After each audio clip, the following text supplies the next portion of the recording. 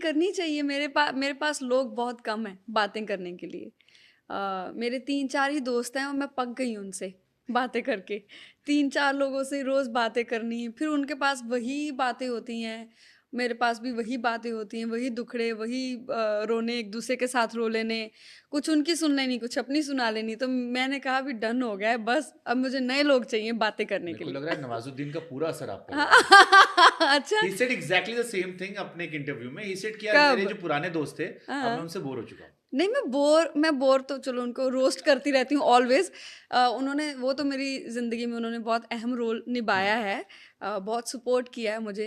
मतलब बस लेकिन वो भी सरकास्टिकली कह रहे थे कि हाँ, मेरे दोस्त हैं बट मैं उनसे पक चुका मैं भी हूँ। पक चुकी वही हूँ। रोज बातें, वही सारी वही ये चीजें। 3-4 ही हैं, ये सुनेंगे उनको पता चल जाएगा मैं उन्हीं के बारे में बात कर सो रही हूँ।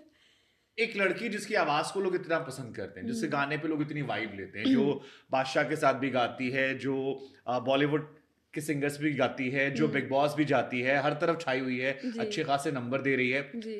वो फिर इतनी लिमिटेड दुनिया में क्यों है? मतलब आपके गाने सुनकर लगता है कि यार रोज हाँ। पार्टी चल रही होगी। हाँ? हाँ, बड़ी ओह! बड़ी गाड़ियां। यहाँ मैं देख रहा हूँ एक लड़की है जो कैब से आ गई।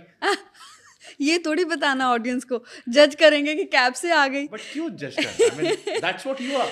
अम, क्या सवाल था आपका? सवाल ये था कि एक हाँ, लड़की जिसकी लाइफ इतनी कलरफुल है, हाँ जी। जो दिखती एकदम पार्टी वाली है कि और पार्टी नहीं, मैं एनिमल। आपको बताती हूँ, अब मैंने ज़िंदगी में पार्टी नहीं की। क्यों? मुझे अच्छा ही नहीं लगता।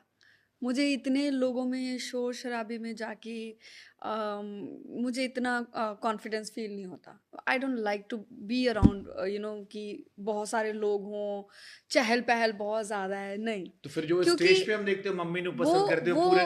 वो मेरा काम है। हाँ। सो मैं कई बार ये सोचती हूँ कि एक इंसान कई तरीके के किरदार निभाता है। ट्रू। जब मैं स्टेज पे होती हूँ तो मुझे खुद नहीं पता चलता। कई बार शुभांकर ऐसे भी हुआ है कि बैक स्टेज बहुत सारा प्रेशर, दिमाग में पता नहीं क्या-क्या चीज़ें आपके चल रही होती हैं। द मोमेंट आप माइक होल्ड करते हैं हाथ में और स्टेज पे माथा टेक के चढ़ते हैं तो अलग ही हो जाते हैं आप। आपको याद भी नहीं रहता कि पीछे कोई प्रॉब्लम हुई थी। अभी मैं झगड़ा कर रही थी पीछे, रो रही थी, अब मैं इनको एंटरटेन कर रही हूँ। तो बहुत सारे किरदार होते हैं, जो मैं अब हूँ, अब मैं बिल्कुल अलग हूँ। सो पार्टी एंड ऑल मेरा कल्चर नहीं है। हमारे घर का कह लो कि वो शुरू से कल्चर नहीं रहा, तो इतना मुझे पसंद नहीं है। मुझे ऐसे ही मतलब एक इससे सिंपल सी लाइफ़ पसंद है। इससे मैं रिलेट कर पा रहा हूँ क्योंकि मैंने कॉलेज में एंकरिंग इसलिए शुरू की थी क्योंकि मेरे जी। दोस्त नहीं थे। हाँ, ओके। मैं क्लास में पीछे बैठता था कॉलेज में और हुँ, कोई जानता नहीं था। हुँ, फिर मुझे लगा कि थोड़ा काम शुरू करते हैं एंड देन हुँ। सडनली स्टेज को एंजॉय करना शुरू